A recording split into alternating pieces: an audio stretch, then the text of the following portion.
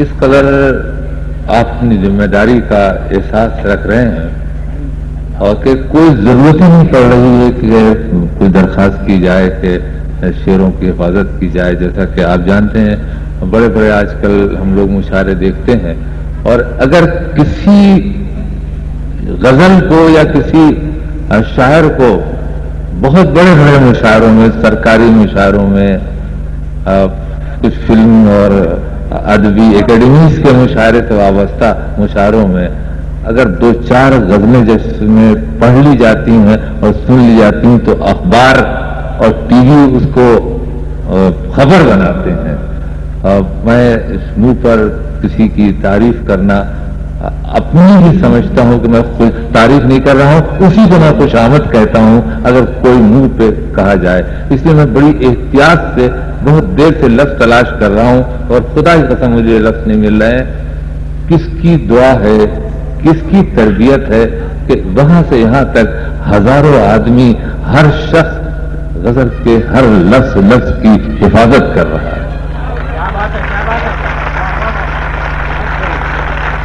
اور ایسے اچھے ماحول میں میں مشاعرے کا مطلع آپ کی نظر کرنا چاہ رہا ہوں. آپ جانتے ہیں مطلع میں 2 مصرے ہوتے ہیں، دونوں میں ردیفیں ہوتی ہیں، دونوں کے ذرا ذرا سے قافیے جدا ہوتے ہیں، دونوں برابر ہوتے ہیں، اور اس مشاعرے کے مطلع کا نام ہے بیکل الصاحی اور وسیم بریلوی. میں پہلا مصرع آپ کی نظر کرتا ہوں، پروفیسر وسیم بریلوی.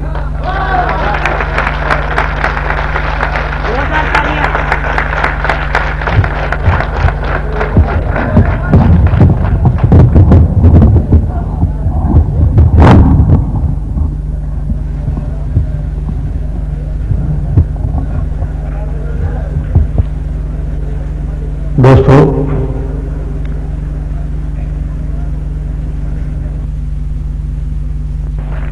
کچھ سال پہلے سرکار کے حکم پر حاضری کا شرف حاصل ہوا. وہ یادیں آج تک ذہن کے کسی نہ کسی گوشے میں محفوظ ہیں. ہرچند کہ میں پچھلے دنوں تھوڑا سا بیمار تھا، آنے کی ہمت نہیں ہو رہی تھی، لیکن حکم میں اتنی چمک تھی کہ میں اپنے آپ کو یہاں آنے سے روک نہیں سکا.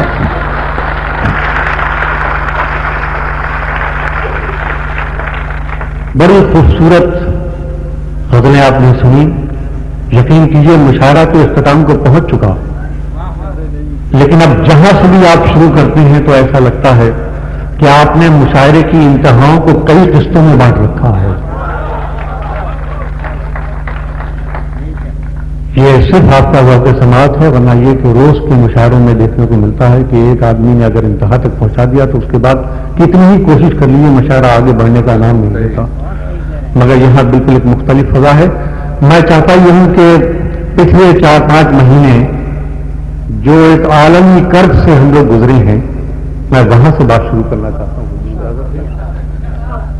12 ستمبر کو 4 مصرے کہے تھے، پہلے آپ کی خدمت میں وہ پیش کرتا ہوں. ملاحظہ فرمائیں کہ زمانے کی سیاسی بے حسی کو کتنا بتلایا. کیا بات ہے؟ زمانے کی سیاسی بے حسی کو کتنا بتلایا. ہمارے لوگ مرتے ہیں، ہم اندیشوں میں جیتے ہیں. زمانے کی سیاسی بے حسی کو کتنا بتلایا. ہمارے لوگ مرتے ہیں، ہم اندیشوں میں جیتے ہیں. مصرے سنیے گا کہ ہمارے لوگ مرتے ہیں، ہم اندیشوں میں جیتے ہیں. تمہیں تو آج اندازہ ہوا اندیکھے تیروں کا. تمہیں تو آج اندازہ ہوا اندیکھے تیروں کا. ہمیں دیکھو کہ ہم کب سے انہی خطروں میں جیتے ہیں. تمہیں تو آج اندازہ ہوا اندیکھے تیروں کا. ہمیں دیکھو کہ ہم کب سے انہی خطروں میں جیتے ہیں.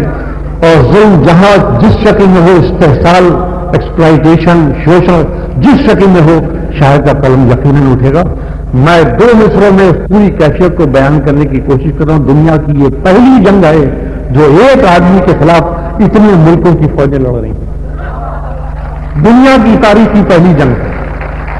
حضور یہ شعر و غزل رہے گی. اس گزارش کے ساتھ آپ کی خدمت میں پیش کرتا ہوں کہ یہی غرور تھا اس کا، یہی غرور تھا اس کا. وہ کیسا سورج تھا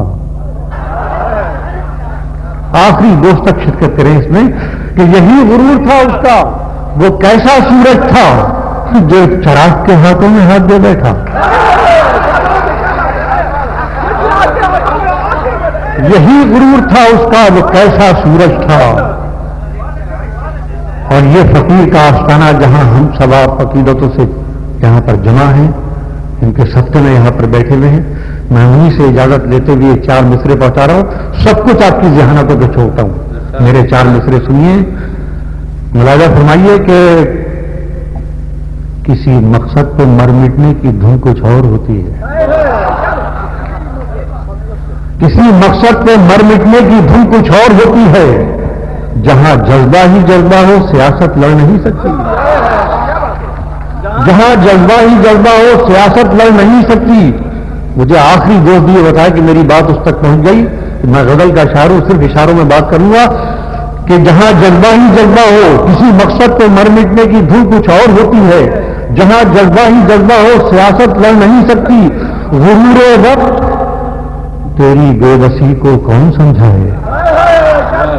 غرور وقت تیری بے بسی کو کون سمجھائے. فقیری سے کوئی دنیا کی طاقت لڑ نہیں سکتی. غرور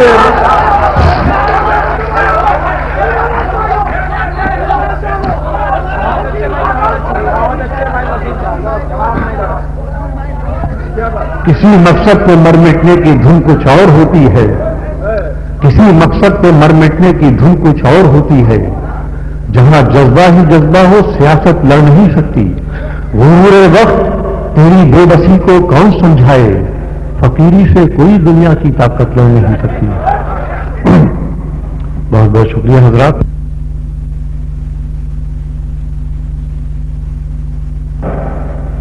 ٹکرانا ضروری ہے. اصولوں پر جہاں آنچ آئے, مصرع دے رہا ہوں دوستو, کہ اصولوں پر جہاں آنچ آئے ٹکرانا ضروری ہے. جو زندہ ہو تو پھر زندہ نظر آنا ضروری ہے. اصولوں پر جہاں آنچ آئے ٹکرانا ضروری ہے. جو زندہ ہو تو پھر زندہ نظر آنا ضروری ہے. جو زندہ ہو تو پھر زندہ نظر آنا ضروری ہے. اور یہ گھر گھر کا کرب ٹی وی کلچر کے ذریعے پہنچایا ہوا. ملاحظہ فرمائیں کہ جو زندہ ہو تو پھر زندہ نظر آنا ضروری ہے. نئی عمروں کی خود مختاریوں کو کون سمجھائے. اگر یہ اجتماعی درد ہو تو پوری محبت سے شرکت فرمائیں کہ اصولوں پر جہاں آنچ آئے ٹکرانا ضروری ہے. جو زندہ ہو تو پھر زندہ نظر آنا ضروری ہے. نئی عمروں کی خود مختاریوں کو کون سمجھائے. کہاں سے بچ کے چلنا ہے کہاں جانا ضروری ہے. نئی عمروں کی خود مختاریوں کو کون سمجھائے. نئی عمروں کی خود مختاریوں کو کون سمجھائے. کہاں سے بچ کے چلنا ہے کہاں جانا ضروری ہے. کہاں سے بچ کے چلنا ہے کہاں جانا ضروری ہے. اور حضور یہ آپ کے قدموں میں رکھتے ہوئے چھوٹے سرکار صاحب یہ شعر پہنچا رہا ہوں. افتخار امام صاحب یہ ایک خاکسارانہ کوشش ہے. پہلی مرتبہ غزل میں ازدواجی زندگی کے ایک پہلو کو پیش کرنے کی کوشش غزل کی زبان میں کہ نئی عمروں کی خود مختاریوں کو کون سمجھائے. کہاں سے بچ کے چلنا ہے کہاں جانا ضروری ہے. تھکے ہارے پرندے جب بسیرے کے لیے لوٹیں. جو حضرات اپنی خواتین کے ساتھ نہیں آئیں میرا شعر لے جائیں انشاءاللہ بہت کام آئے گا. کہ نئی عمروں کی خود مختاریوں کو کون سمجھائے. کہاں سے بچ کے چلنا ہے کہاں جانا ضروری ہے. تھکے ہارے پرندے جب بسیرے کے لیے لوٹیں. سلیقہ مند شاخوں کا لچک جانا ضروری ہے. تھکے ہارے پرندے جب بسیرے کے لیے لوٹیں. تھکے ہارے پرندے جب بسیرے کے لیے لوٹیں. سلیقہ مند شاخوں کا لچک جانا ضروری ہے. سلیقہ مند شاخوں کا لچک جانا ضروری ہے. اور ملاحظہ فرمائیں یہاں پر ہمارے بڑے صاحب باتیں حضرات تشریف فرما ہے. ایک شعر عرض کرتا ہوں کہ سلیقہ ہی نہیں شاید اسے محسوس کرنے کا. سلیقہ ہی نہیں شاید اسے محسوس کرنے کا.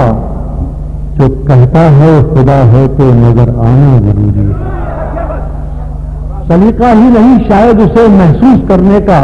جو کہتا ہے خدا ہے تو نظر آنا ضروری ہے. جو کہتا ہے خدا ہے تو نظر آنا ضروری ہے، میرے ہونٹوں پہ اپنی پیاس رکھ دو اور پھر سوچو، میرے ہونٹوں پہ اپنی پیاس رکھ دو اور پھر سوچو کہ اس کے بعد بھی دنیا میں کچھ پانا ضروری ہے۔ میرے ہونٹوں پہ اپنی پیاس رکھ دو اور پھر سوچو کہ اس کے بعد بھی دنیا میں کچھ پانا ضروری ہے، کہ اس کے بعد بھی دنیا میں کچھ پانا ضروری ہے۔ اور یہ آخری شعر آپ کی خدمت میں حاضر کر رہا ہوں۔ عورت کا اگر کہیں کوئی تصور ہے تو صرف مشرق کے پاس ہے، ورنہ مغرب میں تو پتہ نہیں عورت کے نام پر کیا کیا دیکھنے کو ملتا ہے۔ میں حاضر کر رہا ہوں کہ میرے ہونٹوں پہ اپنی پیاس رکھ دو اور پھر سوچو کہ اس کے بعد بھی دنیا میں کچھ پانا ضروری ہے۔ بہت بے باک آنکھوں میں تعلق ٹک نہیں پاتا، بہت بے باک آنکھوں میں تعلق ٹک نہیں پاتا، محبت میں کشش رکھنے کو شرمانا ضروری ہے۔ بہت بے باک آنکھوں میں تعلق ٹک نہیں پاتا، محبت میں کشش رکھنے کو شرمانا ضروری ہے۔ اصولوں پر جہاں آنچ آئے ٹکرانا ضروری ہے، جو زندہ ہو تو پھر زندہ نظر آنا ضروری ہے۔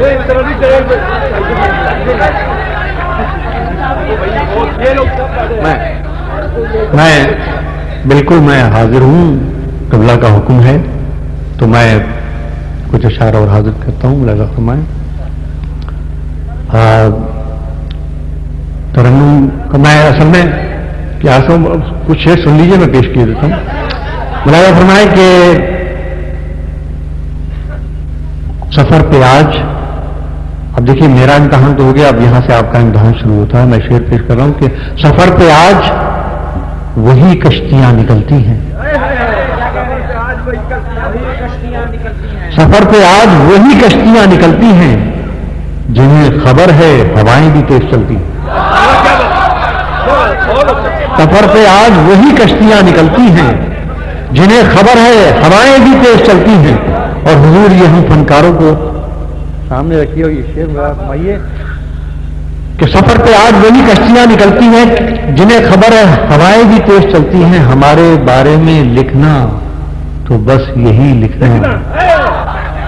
یہ نظر ہے، یہ احالیان بدر کی یہ شعر نظر ہے، مجھے یقین ہے کہ ایک ایک شخص اس کو محسوس فرمائے گا کہ سفر پہ آج وہی کشتیاں نکلتی ہیں، جنہیں خبر ہے ہوائیں بھی تیز چلتی ہیں، ہمارے بارے میں لکھنا تو بس یہی لکھنا، کہاں کی شمعیں ہیں کن محفلوں میں جلتی ہیں۔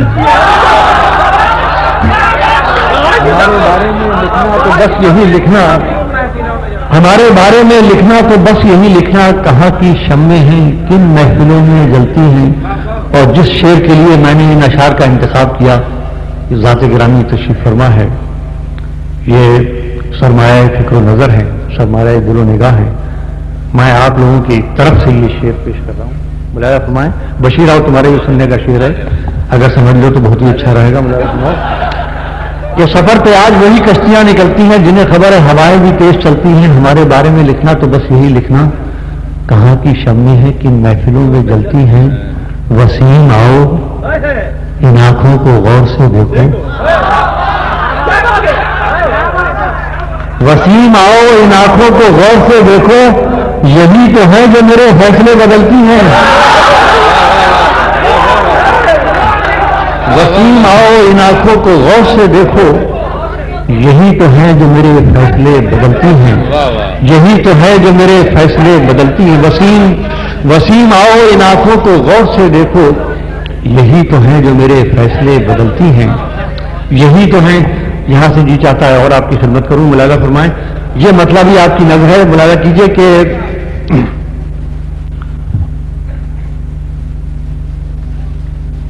ایک بہت پرانا مضمون ہے غزل کا، میں نے کوشش کی ہے، ملاحظہ فرمائیں، سنا ہے۔ محبت میں بری نیت سے کچھ سوچا نہیں جاتا، محبت میں بری نیت سے کچھ سوچا نہیں جاتا، کہا جاتا ہے اس کو بے وفا سمجھا نہیں جاتا۔ محبت میں بری نیت سے کچھ سوچا نہیں جاتا، کہا جاتا ہے اس کو بے وفا سمجھا نہیں جاتا۔ آپ نے ذرا دیر میں سمجھا کہ محبت میں بری نیت سے کچھ سوچا نہیں جاتا، کہا جاتا ہے اس کو بے وفا سمجھا نہیں جاتا۔ اور وہ یہ شعر خالص خانقاہی شعر پیش کر رہا ہوں. مولانا فرمائیے کہ کہا جاتا ہے اس کو بے وفا سمجھا نہیں جاتا، جھکاتا ہے یہ سر جس کی عبادت کے لیے اس تک. بتائیے گا آخری دوست جو اندھیرے میں بیٹھے ہیں وہ بھی اجالے میں آ کر اس شعر کو سنیں کہ کہا جاتا ہے اس کو بے وفا سمجھا نہیں جاتا، جھکاتا ہے یہ سر جس کی عبادت کے لیے اس تک. تیرا جذبہ تو جاتا ہے، تیرا سجدہ نہیں جاتا ہے. جھکاتا ہے یہ سر جس کی عبادت کے لیے اس تک. تیرا جذبہ تو جاتا ہے، تیرا سجدہ نہیں جاتا. تیرا جذبہ تو جاتا ہے، تیرا سجدہ نہیں جاتا. تیرا جذبہ تو جاتا ہے، تیرا سجدہ نہیں جاتا. اور تمہارے ساتھ میں بڑی آزمائشیں ہوتی ہیں صاحب. یہ فقر کا راستہ آسان راستہ نہیں ہوتا. عقیدتوں کا اظہار کر دینا تو بہت آسان ہے، لیکن عقیدتوں کی پابندی کرنا اور اس راستے پہ چلنا بڑا مشکل کام ہے. اس رنگ میں ڈھلنا بڑا مشکل کام ہے. کس طرح سے نفس کے اوپر قابو پایا جاتا ہے. شیخ سنیے بلائے فرمائیے کہ جھکاتا ہے یہ سب جس کی عبادت کے لیے اس تک. تیرا جذبہ تو جاتا ہے، تیرا سجدہ نہیں جاتا. تمہارے ساتھ میں کوئی نیا پن ہے تو بس یہ ہے. تمہارے ساتھ میں کوئی نیا پن ہے تو بس یہ ہے. بہت تکلیف دیتا ہے مگر چھوڑا نہیں جاتا. تمہارے ساتھ میں کوئی نیا پن ہے تو بس یہ ہے. تمہارے ساتھ میں کوئی نیا پن ہے تو بس یہ ہے. تمہارے ساتھ میں کوئی نیا پن ہے تو بس یہ ہے. بہت تکلیف دیتا ہے مگر چھوڑا نہیں جاتا. محبت میں دل نیت سے کچھ سوچا نہیں جاتا. کہا جاتا ہے اس کو بے وفا سمجھا نہیں جاتا. کہا جاتا ہے اس کو بے وفا سمجھا نہیں جاتا. تمہارے ساتھ میں کوئی نیا پن ہے تو بس یہ ہے. بہت تکلیف. اور دو شعر اور آگے اس لیے کہ میں ترنم سے پانی پاؤں گا، اس لیے میں آپ کی خدمت میں یہ اشعار نئے اشعار میں پیش کروں. مجھ سے کہا نہیں جائے گا. اچھا تو پھر وہی شعر سن لیجیے، میں حاضر کیے دیتا ہوں. ملائم فرمائیں کہ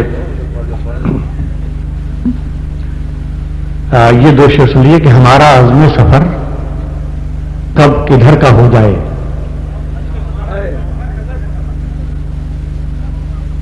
یہ بھدرک ہے اور یہاں کی یہ مخصوص محفل ہے.